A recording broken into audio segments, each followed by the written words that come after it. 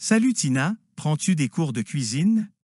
Oui, c'est amusant et je peux essayer de nouvelles recettes.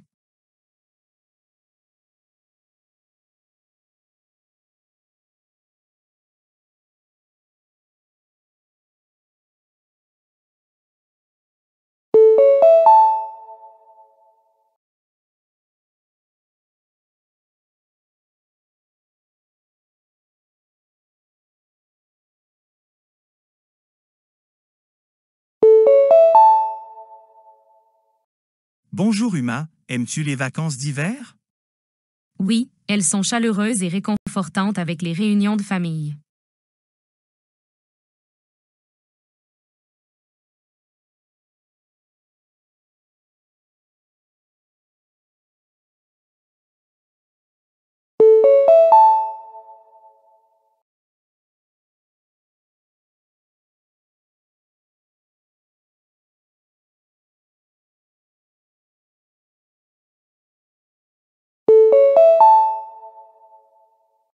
Salut Victor, aimes-tu étudier en ligne? Oui, c'est flexible et je peux apprendre à mon propre rythme.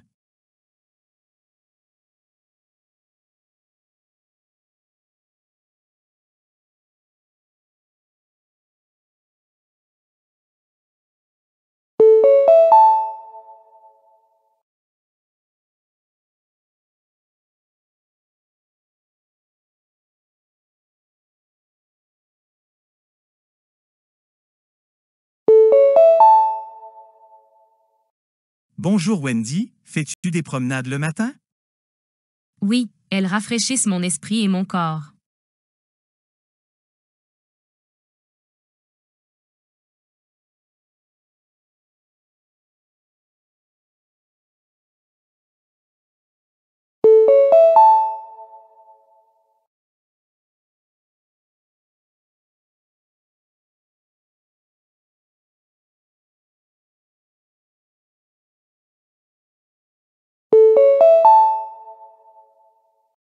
Le conseil municipal de Greenview City a approuvé une restriction de l'approvisionnement en eau à partir de lundi prochain, en raison du faible niveau actuel des réservoirs. Les résidents sont priés de limiter l'arrosage des pelouses et le lavage des voitures à 1 jour sur 2. Des mesures de conservation sont encouragées pour tous les foyers.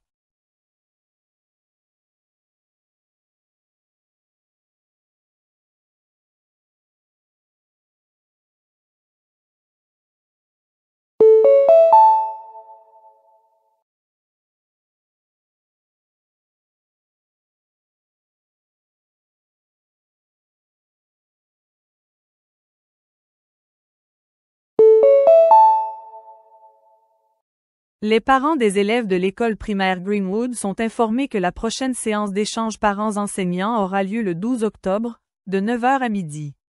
La présence est essentielle pour discuter des progrès des élèves et des objectifs scolaires futurs. Veuillez enregistrer votre participation en ligne.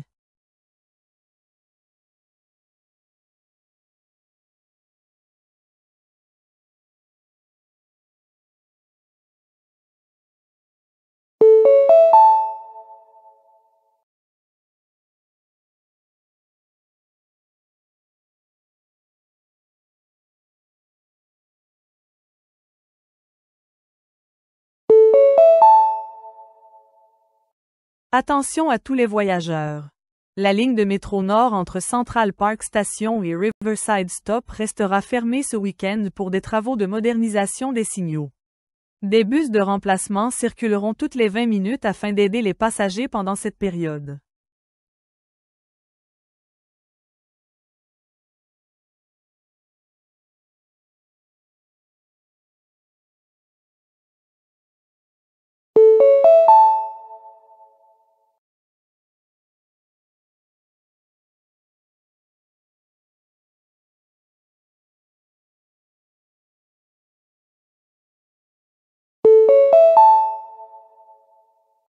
Les citoyens sont informés que le service météorologique a émis une alerte de mauvais temps en raison de fortes pluies et de vents violents prévus cette nuit. Toutes les activités en plein air et les déplacements devraient être reconsidérés pour garantir la sécurité personnelle.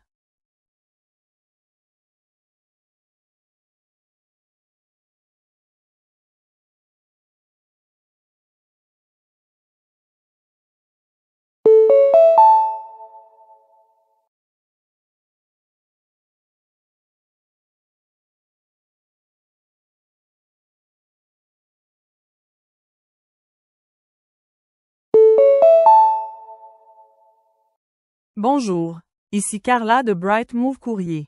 Je vous appelle pour vous informer que votre colis, initialement prévu pour livraison aujourd'hui, a été retardé en raison d'un problème d'acheminement dans notre entrepôt central. La nouvelle période de livraison estimée se situe entre mardi et jeudi de la semaine prochaine.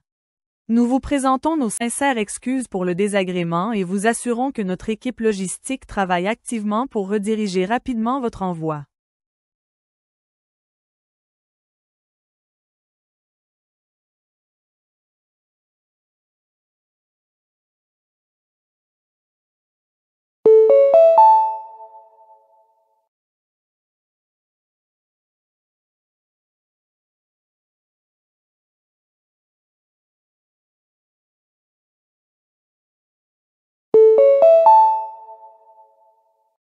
Bonjour, ici le service de planification de la clinique de santé Greenfield.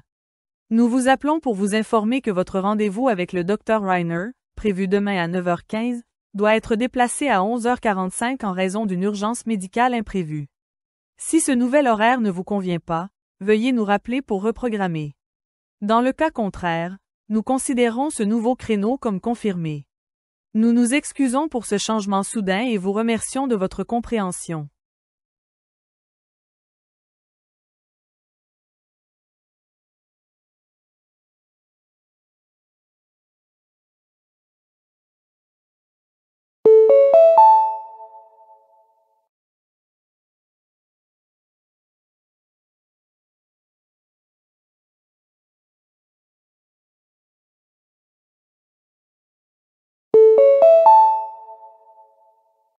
Bonsoir, ici Melissa de Crestway Technologies. Je vous appelle pour vous rappeler votre entretien prévu lundi à 14h dans nos bureaux du centre-ville. Veuillez apporter une pièce d'identité officielle et 2 copies imprimées de votre CV. Merci d'arriver 10 minutes en avance pour l'enregistrement. Si vous ne pouvez pas vous présenter, veuillez nous en informer avant dimanche soir afin que nous puissions réorganiser en conséquence. Nous avons hâte de vous rencontrer.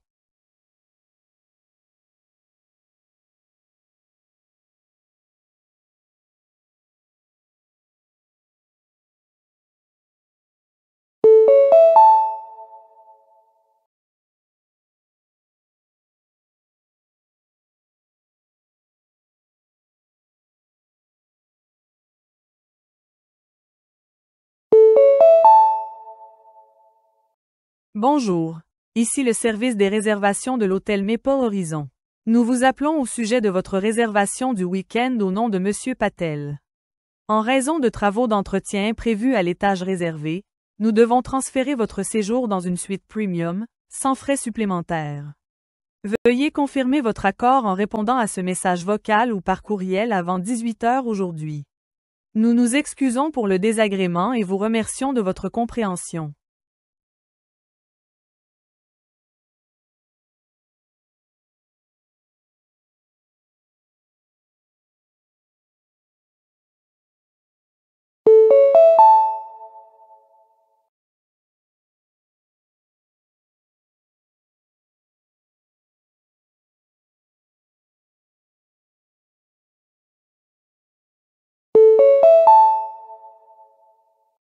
Bonjour, ici Clara de la Bibliothèque municipale centrale.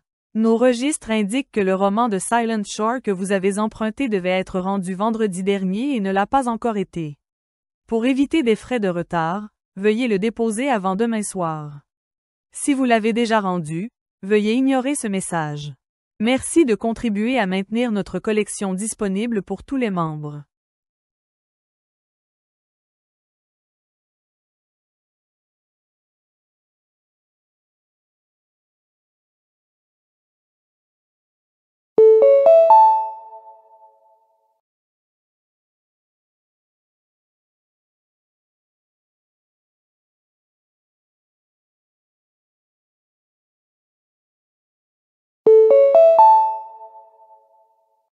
Bonjour, ici le service de comptabilité de Greenleaf Academy. Nous vous rappelons que la deuxième tranche de vos frais de semestre, initialement du lundi dernier, reste impayée. Veuillez effectuer le paiement d'ici vendredi afin d'éviter une pénalité de retard. Si vous avez déjà réglé le montant dû, veuillez ignorer ce message. Pour toute divergence ou question, contactez le service financier pendant les heures de bureau. Merci pour votre réactivité.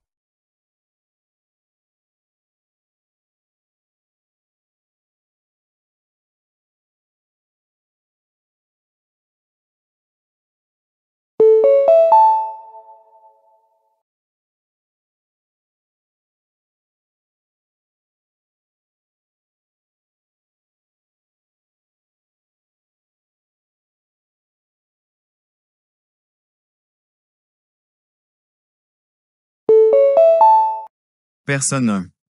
Je crois fermement que le télétravail est l'évolution naturelle du monde professionnel moderne. Il fait gagner du temps, réduit le stress lié au trajet et augmente la productivité pour beaucoup.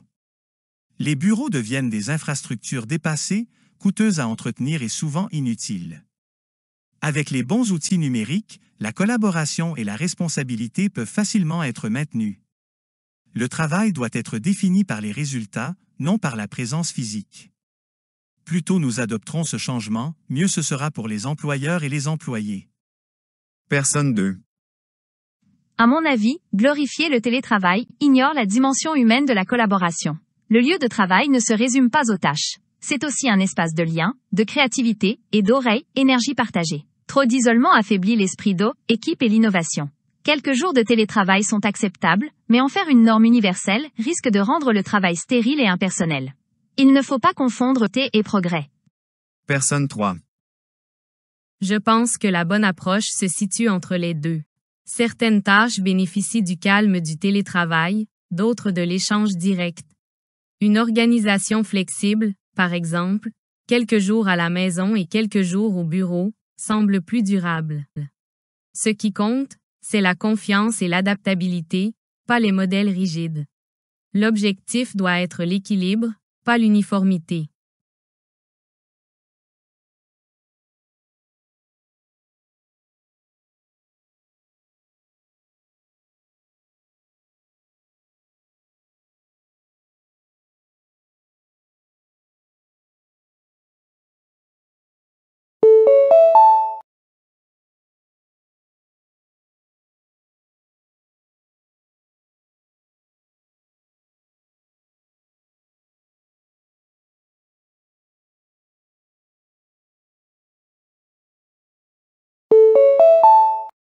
Personne 1.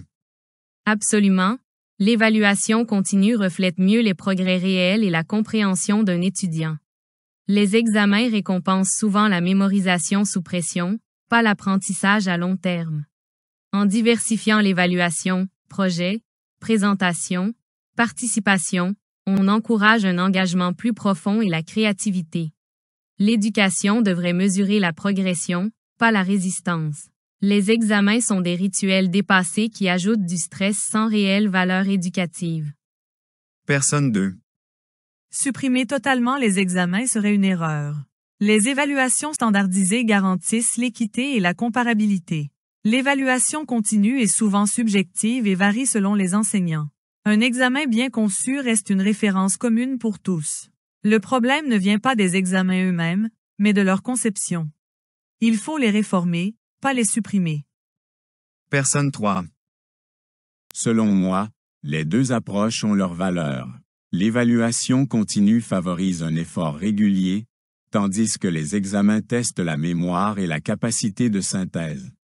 Le meilleur système est celui qui intègre les deux, un juste équilibre entre évaluation à long terme et test objectif. L'apprentissage est multiple, et l'évaluation doit l'être aussi.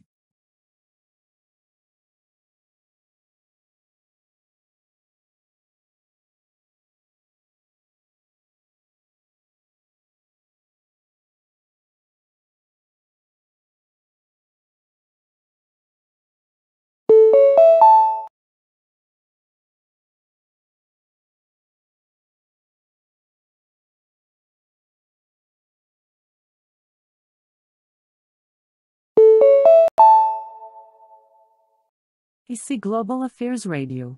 La montée du niveau des mers, les sécheresses prolongées et les tempêtes dévastatrices forcent des millions de personnes à quitter leur foyer.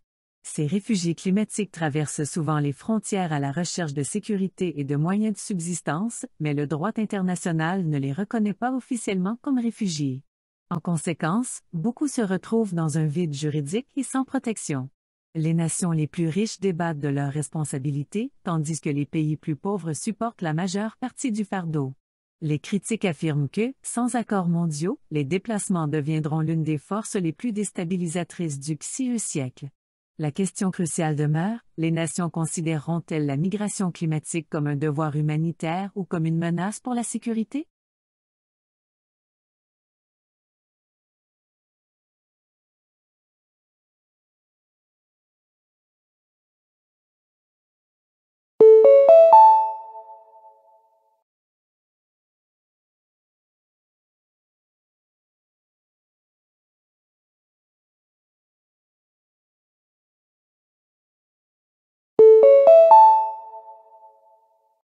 Vous écoutez Education Future Hour.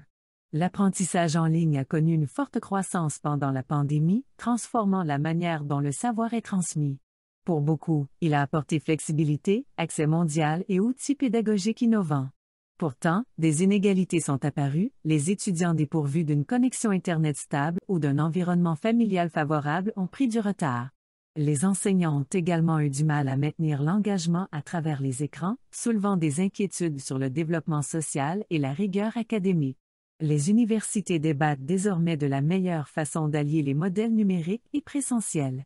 Les partisans affirment que les systèmes hybrides élargiront les opportunités, tandis que les sceptiques mettent en garde contre un système à deux vitesses où les élèves défavorisés pâtiraient. La question pressante demeure, l'éducation en ligne démocratise-t-elle l'apprentissage ou accentue-t-elle les inégalités?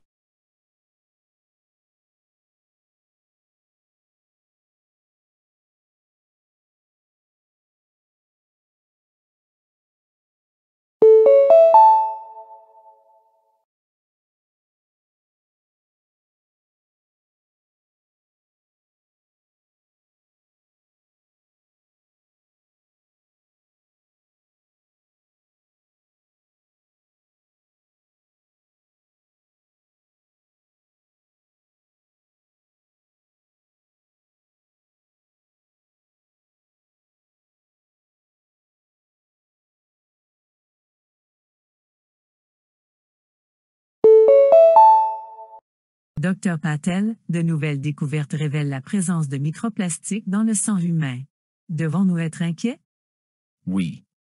Les microplastiques servent de vecteurs pour des additifs chimiques et des agents pathogènes. Une fois absorbés, ils déclenchent des réactions immunitaires et peuvent s'accumuler dans les organes, provoquant une inflammation chronique. Leur taille minuscule leur permet de traverser les membranes cellulaires, ce qui complique leur élimination. Connaît-on leurs effets à long terme? Pas complètement, mais les premières données les relient à des déséquilibres hormonaux et à des irrégularités métaboliques. Ils servent également de vecteurs de transport pour des composés toxiques tels que les phtalates, augmentant ainsi les risques cancérigènes. Les systèmes de filtration peuvent-ils atténuer cela? Partiellement, bien qu'une élimination complète soit difficile. Le défi plus large consiste à réduire la dépendance au plastique dans les industries.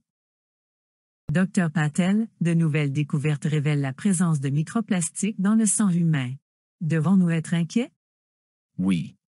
Les microplastiques servent de vecteurs pour des additifs chimiques et des agents pathogènes. Une fois absorbés, ils déclenchent des réactions immunitaires et peuvent s'accumuler dans les organes, provoquant une inflammation chronique. Leur taille minuscule leur permet de traverser les membranes cellulaires, ce qui complique leur élimination. Connaît-on leurs effets à long terme?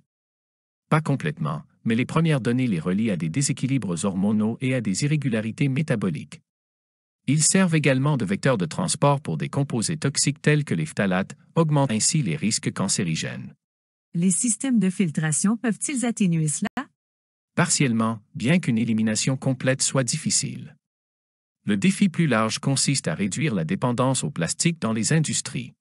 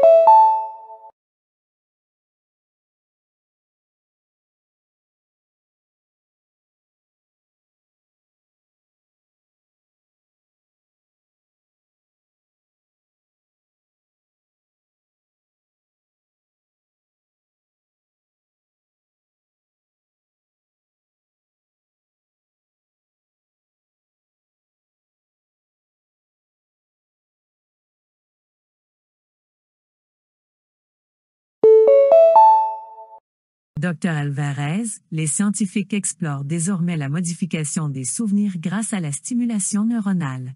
Une telle technologie pourrait-elle altérer l'identité personnelle? Potentiellement. Les souvenirs ancrent la perception de soi.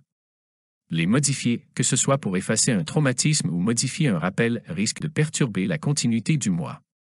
L'hippocampe ne stocke pas les souvenirs isolément, il intègre le contexte émotionnel et temporel. Donc, supprimer un souvenir pourrait en affecter d'autres? Exactement. Les réseaux de mémoire sont associatifs. Modifier un seul souvenir peut involontairement déformer des expériences liées, entraînant confusion ou déséquilibre émotionnel. Quelle préoccupation éthique cela soulève-t-il? Le consentement devient complexe, les patients peuvent accepter sous détresse sans comprendre les implications sur leur identité. La société doit se demander si le soulagement justifie de modifier l'authenticité. Dr Alvarez, les scientifiques explorent désormais la modification des souvenirs grâce à la stimulation neuronale. Une telle technologie pourrait-elle altérer l'identité personnelle? Potentiellement. Les souvenirs ancrent la perception de soi. Les modifier, que ce soit pour effacer un traumatisme ou modifier un rappel, risque de perturber la continuité du moi. L'hippocampe ne stocke pas les souvenirs isolément, il intègre le contexte émotionnel et temporel. Donc, supprimer un souvenir pourrait en affecter d'autres? Exactement. Les réseaux de mémoire sont associatifs. Modifier un seul souvenir peut involontairement déformer des expériences liées, entraînant confusion ou déséquilibre émotionnel. Quelle préoccupation éthique cela soulève-t-il? Le consentement devient complexe, les patients peuvent accepter sous détresse sans comprendre les implications sur leur identité. La société doit se demander si le soulagement justifie de modifier l'authenticité.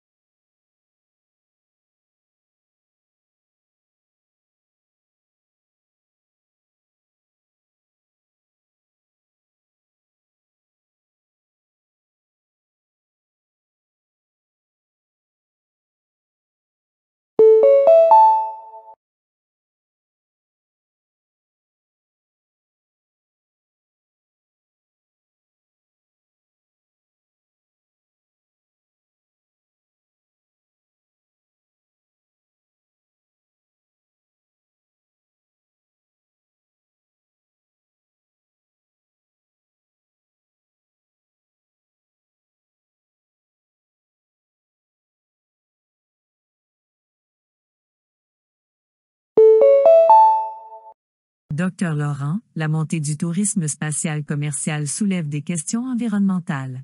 Quel est le coût écologique réel? Les lancements de fusées émettent de grandes quantités de carbone noir dans la stratosphère, où ils persistent pendant des années, amplifiant l'absorption de chaleur. Contrairement aux émissions terrestres, ces particules échappent au cycle naturel de nettoyage, contribuant de manière disproportionnée au réchauffement. Cela remet-il en cause sa valeur scientifique? Pas nécessairement, mais cela exige une régulation. Quelques lancements ont un impact atmosphérique supérieur à celui de millions de trajets en voiture. Trouver un équilibre entre exploration et préservation planétaire définira les politiques futures. Les carburants alternatifs pourraient-ils résoudre le problème? Les recherches sur les propulseurs écologiques sont prometteuses, mais leur mise à l'échelle reste coûteuse. Sans contrôle strict, les vols de loisirs risquent d'annuler les progrès réalisés dans la réduction mondiale des émissions. Dr Laurent, la montée du tourisme spatial commercial soulève des questions environnementales. Quel est le coût écologique réel? Les lancements de fusées émettent de grandes quantités de carbone noir dans la stratosphère, où ils persistent pendant des années, amplifiant l'absorption de chaleur. Contrairement aux émissions terrestres, ces particules échappent au cycle naturel de nettoyage, contribuant de manière disproportionnée au réchauffement. Cela remet-il en cause sa valeur scientifique? Pas nécessairement, mais cela exige une régulation. Quelques lancements ont un impact atmosphérique supérieur à celui de millions de trajets en voiture. Trouver un équilibre entre exploration et préservation planétaire définira les politiques futures. Les carburants alternatifs pourraient-ils résoudre le problème? Les recherches sur les propulseurs écologiques sont prometteuses, mais leur mise à l'échelle reste coûteuse. Sans contrôle strict, Les vols de loisirs risquent d'annuler les progrès réalisés dans la réduction mondiale des émissions.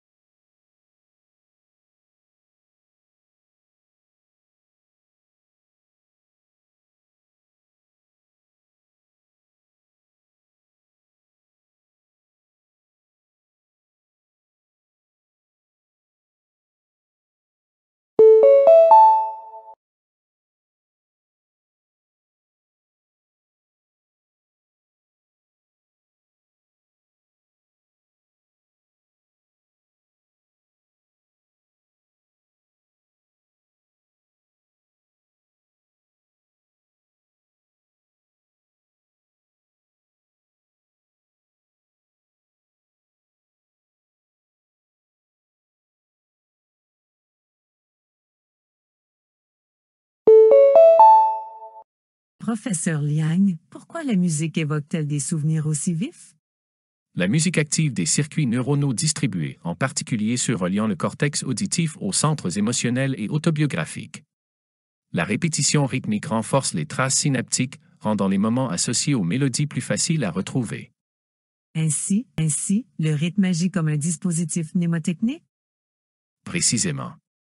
Le cerveau encode le rythme et l'émotion conjointement, formant des souvenirs multisensoriels. C'est pourquoi les chansons ravivent souvent des périodes de vie précises, même chez les patients atteints de troubles neurodégénératifs. Cela peut-il être thérapeutique? Absolument. La musicothérapie restaure l'orientation chez les patients atteints d'Alzheimer en réactivant des voies émotionnelles dormantes.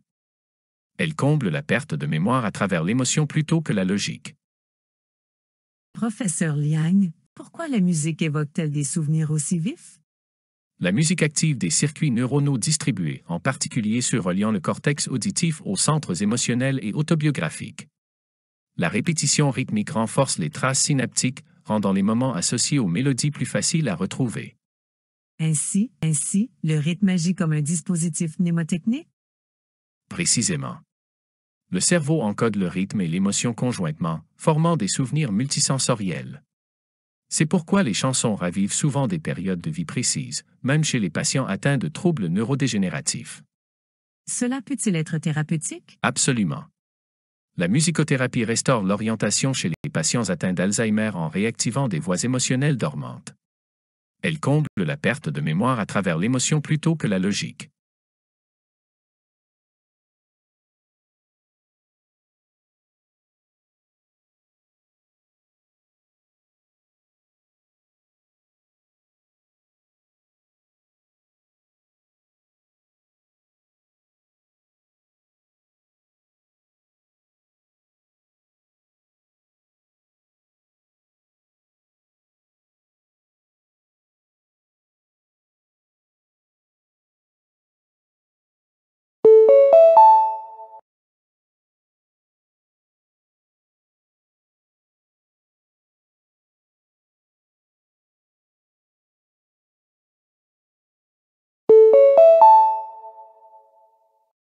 Les makerspaces favorisent l'apprentissage pratique et la créativité collaborative. Équipés d'outils allant des imprimantes 3D aux machines à coudre, ces ateliers partagés permettent aux débutants de prototypeurs des idées, d'apprendre des métiers et de rejoindre des communautés axées sur les projets. Les mentors et l'apprentissage entre pairs comblent les lacunes de compétences tandis que les projets ouverts stimulent l'innovation interdisciplinaire. Les makerspaces locaux soutiennent souvent l'entrepreneuriat, les programmes STEM scolaires et les cultures de réparation qui prolongent la durée de vie des produits. En abaissant les barrières matérielles, ils démocratisent l'invention et offrent des voies concrètes du simple intérêt à la création tangible.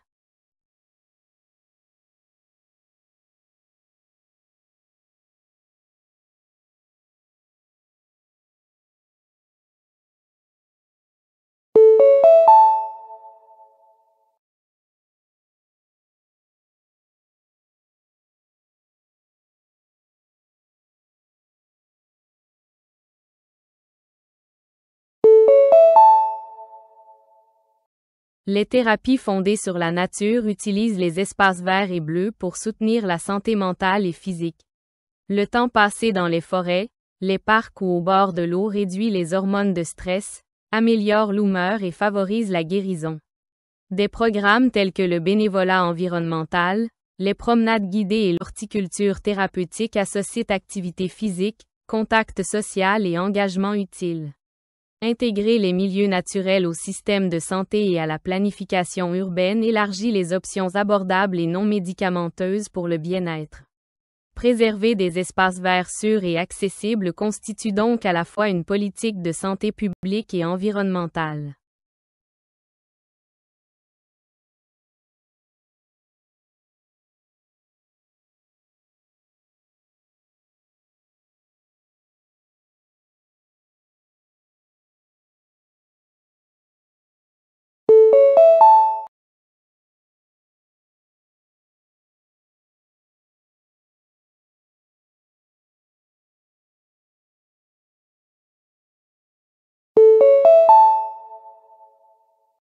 La réduction du gaspillage alimentaire commence dès l'achat et s'étend au stockage, à la cuisine et à la culture. Les ménages peuvent planifier les repas, bien conserver les produits et accepter les aliments d'apparence imparfaite. Les restaurants et détaillants devraient adopter des programmes de dons, contrôler les portions et utiliser de manière créative les surplus. Le compostage restitue les nutriments au sol lorsque la nourriture ne peut être consommée. Les incitations politiques et l'éducation des consommateurs réduisent le gaspillage systémique. Des chaînes d'approvisionnement plus courtes, des menus saisonniers et un meilleur étiquetage des dates y contribuent également, diminuant les émissions et allégeant la pression sur la sécurité alimentaire tout en respectant les ressources et le travail.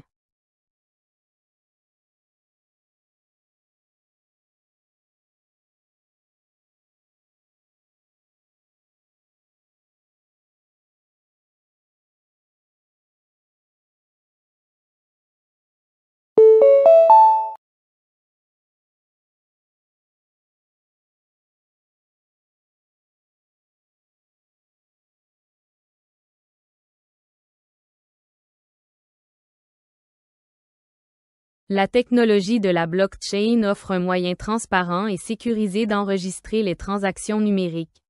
Chaque bloc stocke des données vérifiées reliées chronologiquement, rendant la falsification presque impossible.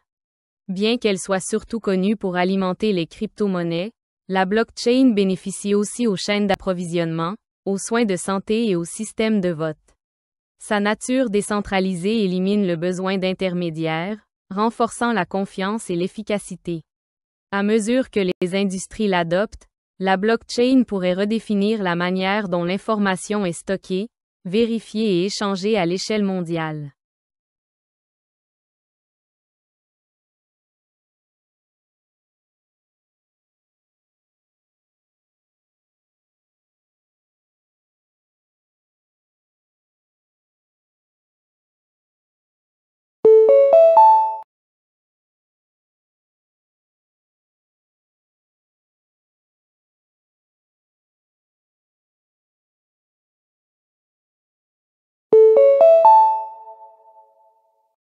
Le recyclage du plastique est essentiel pour réduire la pollution et préserver les ressources. En retraitant les matériaux usagés en nouveaux produits, il empêche les déchets d'encombrer les décharges et les océans. Cependant, la contamination et le manque d'infrastructures freinent souvent l'efficacité du recyclage. La sensibilisation du public, des systèmes de tri plus propres et des alternatives biodégradables peuvent renforcer les efforts. Une économie circulaire, où les matériaux sont réutilisés indéfiniment, est la clé pour protéger notre planète de la surcharge plastique.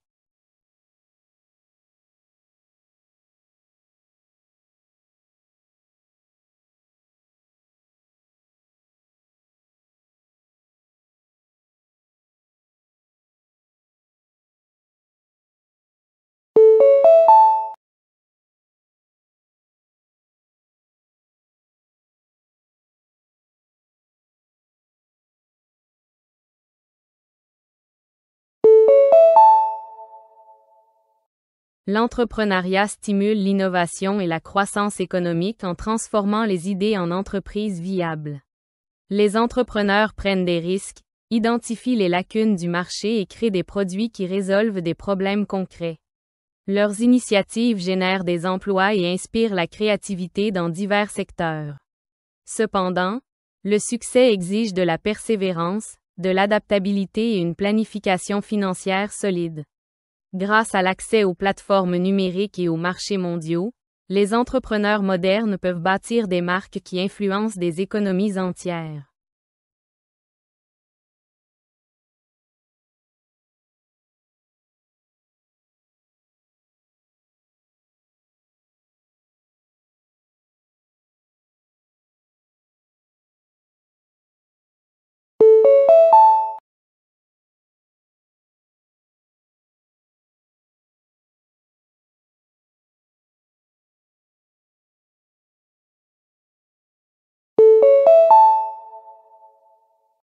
L'égalité des genres garantit que les individus, quel que soit leur genre, disposent des mêmes droits et opportunités. Elle favorise l'équité dans l'éducation, l'emploi et les fonctions de direction. Les sociétés qui valorisent l'égalité bénéficient d'économies plus fortes et de communautés plus saines. Pourtant, les stéréotypes persistants et les écarts de rémunération demeurent des défis. Promouvoir des politiques inclusives et une éducation équitable peut combler ces fossés. Atteindre l'égalité des genres profite à tous en libérant le potentiel collectif et en renforçant la justice.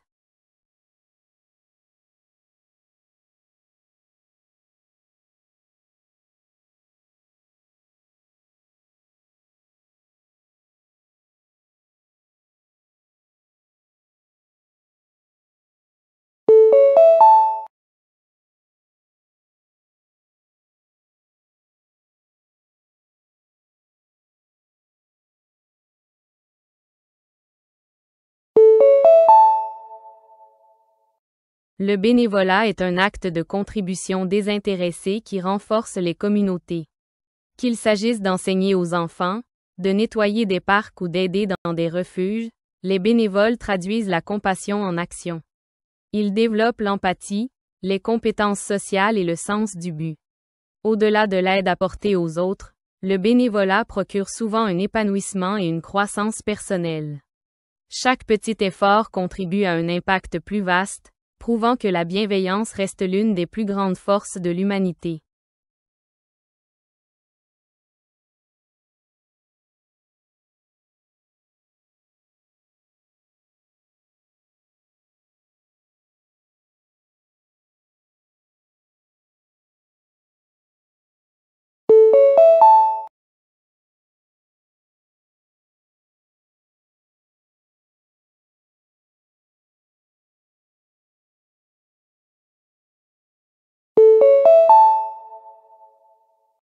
La robotique a révolutionné la fabrication et la logistique.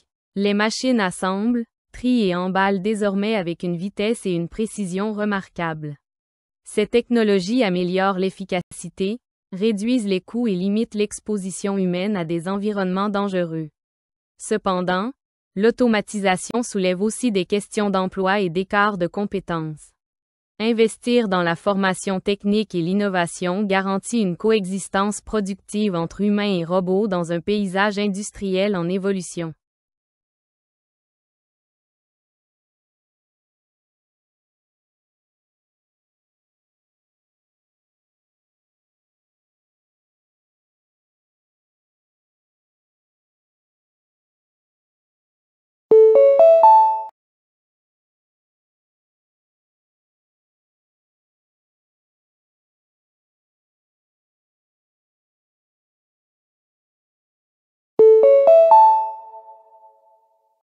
L'avenir du travail est façonné par la technologie, la flexibilité et la créativité. Les bureaux traditionnels cèdent la place à des modèles hybrides combinant collaboration à distance et en présentiel. L'automatisation prend en charge les tâches routinières, tandis que les humains se concentrent sur la résolution de problèmes et l'innovation. L'apprentissage continu et l'adaptabilité sont devenus des qualités professionnelles essentielles. À mesure que le changement s'accélère, L'avenir appartient à ceux qui embrassent la croissance constante et la curiosité.